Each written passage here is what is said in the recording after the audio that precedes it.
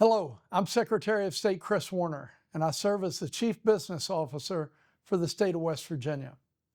Part of my responsibility is to make sure that West Virginia is positioned to help create a strong pro-business environment to help grow our state's economy.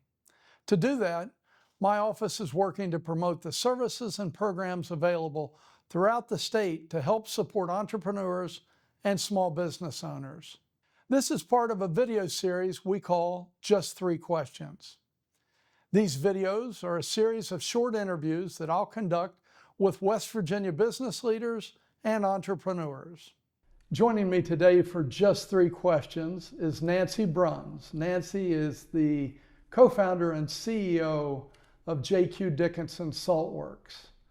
Nancy is part of a 7th generation salt making family. Nancy, thank you very much for joining us. Happy to be here.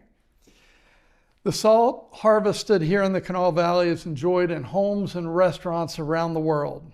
When folks think about mining minerals, we often think about the need for big equipment, but your process is hands-on.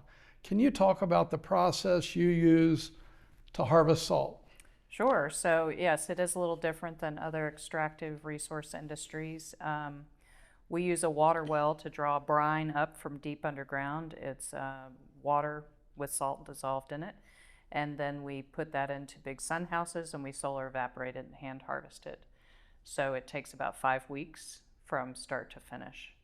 And yeah, we think of it as an agricultural product that way. I got to have a quick follow-up. How deep do you have to go to get the salt water? It's 350-foot well, but the brine runs between 300 feet and 1,700 feet. Okay, cool. So you and your brother Lewis Payne came together in 2013 to revive the salt industry in this region. How did you accomplish this, and what drove you to want to breathe new life into this 200-year-old family tradition?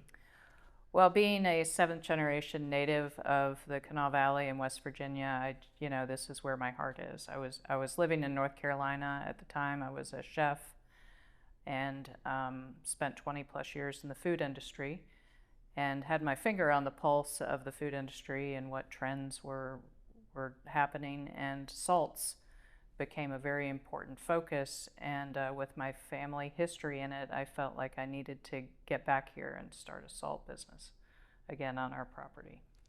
I know we have several chefs in our family, and they all enjoy using the JQ Dickinson salt, so thank you. Thank you. I would consider salt harvesting as part of our agriculture industry here in West Virginia, but how would you describe the state of agriculture in West Virginia, and what role does salt play in it? Yeah, that's an interesting question. And while we consider our salt as an agricultural product, it's actually not considered an agricultural product by the FDA or the State Department of Agriculture. It's a mineral. It's the only mineral we eat. So we're not regulated too much by those entities. But we consider our salt an agricultural product because it's something we're pulling from the ground, and we let Mother Nature do the work, and then we harvest it when it's ready.